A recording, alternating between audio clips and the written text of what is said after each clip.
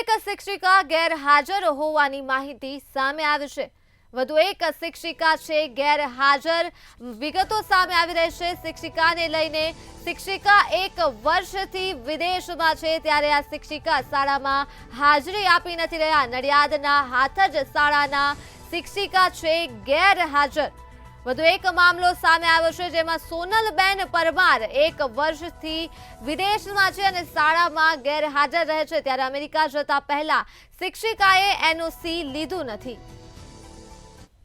ગેરહાજર છે, એક શિક્ષક 1 વર્ષથી ગેરહાજર હોય તો અમે એક્શન લીધી છે। 3 શિક્ષકોને ઓલરેડી અમે નોકરીમાંથી ટર્મિનેટ કરી ચૂક્યા છીએ અને બાકીના શિક્ષકોની પ્રોસેસ ચાલુ છે। અને આ જે શિક્ષકો ના નામ સામે આવ્યા છે, તો આમના વિરુદ્ધ અત્યાર સુધી અને અત્યારે કેવી કાર્યવાહી? કયા શિક્ષકની બાબત? સાહેબ, કપોળની જે આશીષ પટેલ નામના શિક્ષક હતા, જે કાલ શાળામાં હાજર નહોતા અને એમના જગ્યાએ અન્ય નકલી શિક્ષક હાજર જોવા મળ્યા હતા, એ બાબતે શું કાર્યવાહી કરશો? એ વાત છે।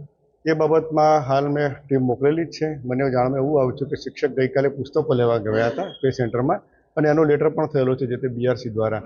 અને જે બીજી વ્યક્તિ ક્લાસમાં જોવા મળી હતી એના વિશે એવું કહેવામાં આવ્યું છે કે એ ગામની એક વ્યક્તિ છે અને શિક્ષક ગયો તેને ત્યાં વર્ગખંડમાં મૂકીને ગયા હતા અને તેમ છતાં પણ આમાં કોઈ ઇરેગ્યુલરિટી ધ્યાનમાં આવશે તો આપણે ચોક્કસપણે શિક્ષાત્મક કાર્યવાહી કરીશું। સેન્ટરના આચાર્ય તો એવું જણાવ્યું કે માણસ રજા પર હોય તો આ અંગે કોઈ જાણ જ નથી, સેન્ટર કરવાની વાત એ શિક્ષક દ્વારા કરવાની કેટલું શક્ય છે?